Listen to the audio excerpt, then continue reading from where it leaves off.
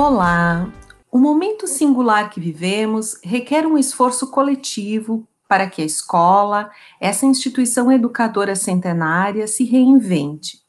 Os desafios para que o façamos, respeitando e incluindo todos, requer coragem, apoio mútuo, criatividade e compromisso social. É para isso que criamos esse canal, para conversarmos com você, professor, gestor, coordenador pedagógico. O coronavírus impactou nossas vidas em todas as direções e nosso convite hoje é para conversarmos com a professora Sônia Matos com o tema Poética e Política de uma Pedagovida. Colega, professora Sônia, é um prazer conversar com você. Queremos te ouvir. Olá, também é um prazer estar aqui, obrigada pelo convite. E nós pensamos essa conversação, né? Porque é desse tom que a gente pensou e esse convite veio para a gente fazer uma conversação, uma breve conversação. E a temática que me toca, eu quero compartilhar, né? Então, é a temática que eu tenho me envolvido nos últimos tempos. A partir desses acontecimentos de vida e de sociedade. Então, é a poética e política de uma pedagovida, 2020. Tem muitas vidas se passando, né? Então, eu queria começar essa conversação com um trecho de leitura do professor Scliar, do Desobedecer à Linguagem, que diz: a história do humano parecia ser uma história do talvez, do quase e do entretanto. Então, por que eu abro com essa questão do tempo? Porque talvez tenhamos que lembrar que nós temos tempo. O tempo nunca foi falado tanto como nos últimos tempos, né? Então, em educação, a gente pode até fazer um marco que a sociedade disciplinar, que Foucault muito tratou, tinha como um funcionamento a invenção das instituições, ou seja, os muros, as escolas, os presídios. Então, nós tínhamos um tempo onde fechávamos e ali fazíamos a produção de vida, de educação, de existência, por meio dessas sociedades que nós nos produzimos. E nós continuamos fazendo isso, ela não parou. Mas também a gente teve muitos movimentos nesse tempo, que a gente não pode, que a gente narra sempre parcialidades dele, que é a sociedade de controle, que já vem Deleuze dizendo, né, que é essa sociedade que escapa, que escorre. Tem uma frase que a gente for pensar em educação, é essa tal da crise que a gente fala, né, que os alunos não param quieto, que os alunos parecem ser desinteressados, que há uma sociedade em velocidade que escapa, que eu não preciso mais da instituição enquanto sala de aula, enquanto muros. Eu preciso de uma instituição, por exemplo, tecnológica, em velocidade, né? E isso também se movimenta, que ao mesmo tempo a gente tem o que Han, que é um outro filósofo, chama de sociedade do esgotamento. E eu queria parar aqui para dizer que nesses três movimentos de sociedade, a gente tem que falar da vida, porque a instituição escolar, enquanto invenção, talvez a grande matéria de conhecimento sejam muitas, mas tem uma matéria que é a vida, e que é o corpo. Então, eu acho que é desse pedagovida que eu queria falar, dessa vida, e aí eu queria dizer que a gente, enquanto educação e no pensamento da diferença, tem tomado a vida não como um organismo organizado, mas a vida com essa vitalidade, com essa virtualidade, ou seja, uma vida com intensidade, onde corpos se afetam. E eu queria lembrar que tem um trabalho que a gente desenvolveu e uma das crianças, desenvolvemos numa disciplina, e foi perguntado para as crianças, o que é o coronavírus? E várias crianças responderam, e uma criança disse, coronavírus pode ser um arco-íris, né? Outra respondeu, não, o coronavírus, ele é um ser, e ele é vivo, meu pai me disse. Outra criança respondeu, o coronavírus tem vida, né? Então, se a gente talvez possa redimensionar essa tragédia humana frente a um outro corpo, que é o coronavírus. Então, nós temos corpos, vidas são corpos, que se encontram. Bom, a gente pode falar das forças trágicas que têm feito nas nossas relações. E aí, dessas forças que eu queria falar, e tem o autor Deleuze fala que a vida ela é afetada e afeta ao mesmo tempo. Não tem nenhuma vida que não afete e não seja afetada. E é dessa pedagovida que eu quero que a gente faça perguntas, que eu gostaria de ser parceira, de que vocês entrem em contato conosco para fazer perguntas, de um tempo onde a gente tem muitas perguntas, e um tempo onde a experimentação, nada foi tão importante quanto a experimentação. A experiência que a gente tem de anos de profissão, de anos, é uma experiência que tomba nesse momento. E isso é um conceito muito importante, da experiência não como quantidade acumulada, mas essa matéria que eu construí profissional, que tomba diante de outro corpo, que tomba diante da vida, né? Essa sensibilidade, Sônia, se tu me permite, que tu sinaliza da pergunta sobre a experiência que nós estamos vivendo, sobre essa intensidade e sobre os muitos esgotamentos da nossa sociedade. Eu fico muito sensível a pensar o quanto esses esgotamentos já estavam tão presentes no nosso dia a dia e talvez nós não estivéssemos percebendo, enxergando e nos perguntando sobre eles.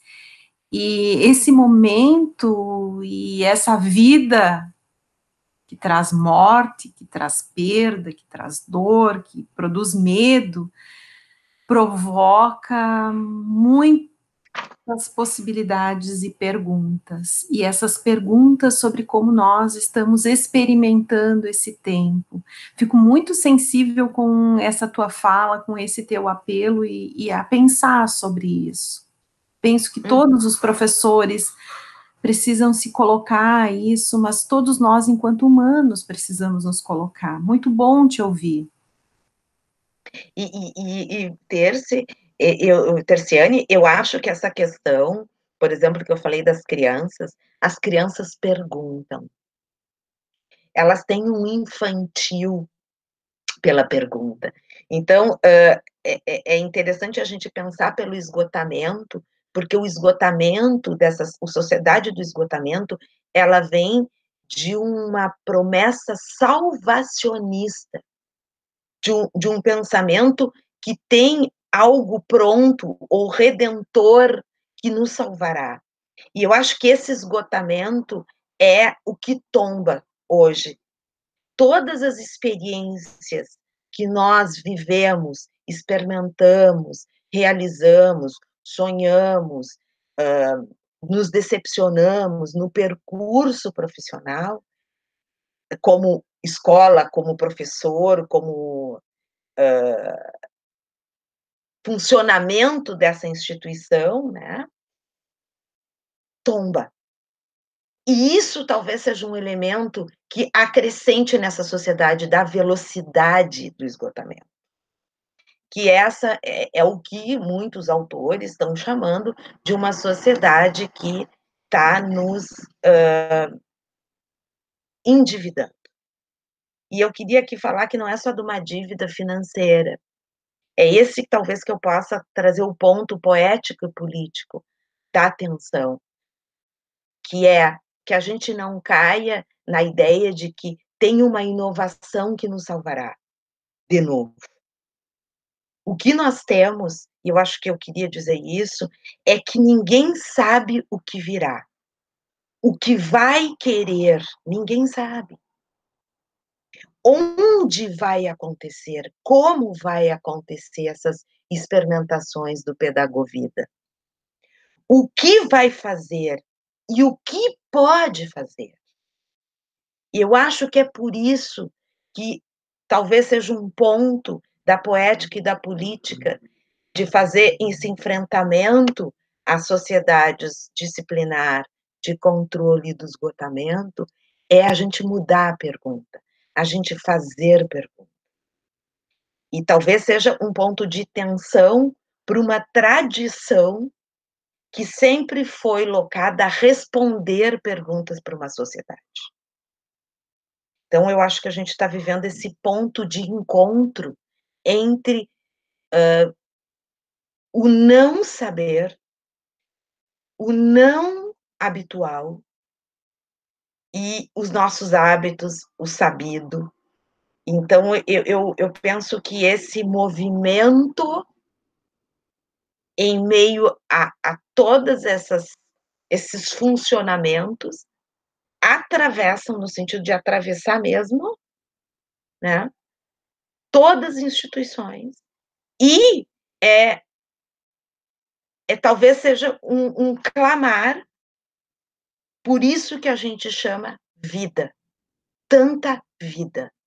Eu acho que a palavra vida, ela volta para o cenário, mesmo com todo esse esgotamento. Eu penso que, acho que tem palavras que voltam para o cenário, e voltam para o cenário da educação para a gente singularizá-las, para a gente tomá-las por outras perguntas.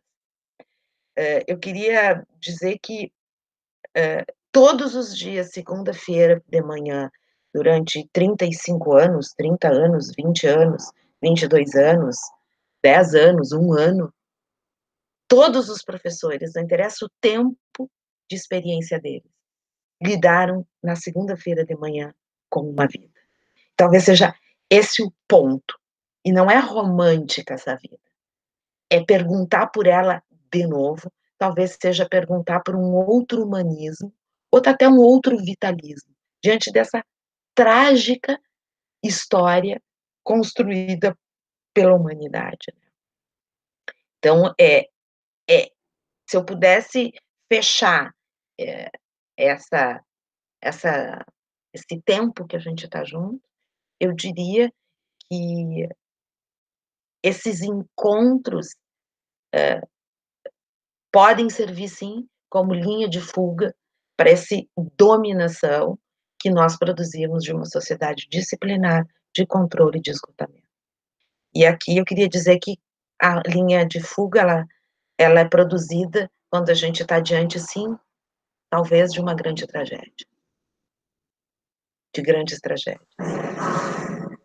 Muito obrigada, Sônia. Eu penso que a tua fala nos afeta do ponto de vista, inclusive, da reflexão sobre muitos adultos hoje recorrendo à busca pelo quando vamos voltar ao normal, à normalidade.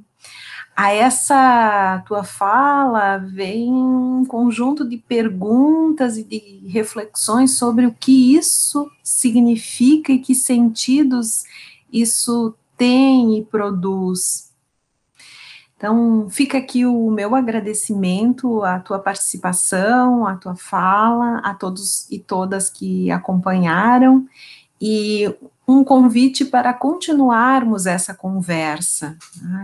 Que foi iniciada nesse momento pela professora Sônia, mas que pode vir à baila com outras questões, com outras contribuições, E então queremos ouvir e queremos saber quais são as perguntas que vocês, professores, gestores, coordenadores pedagógicos, nos trazem, quais são as questões que vos inquietam, que nos inquietam, para que possamos partilhar e possamos pensar juntos, possamos perguntar juntos sobre esses movimentos que estamos vivendo.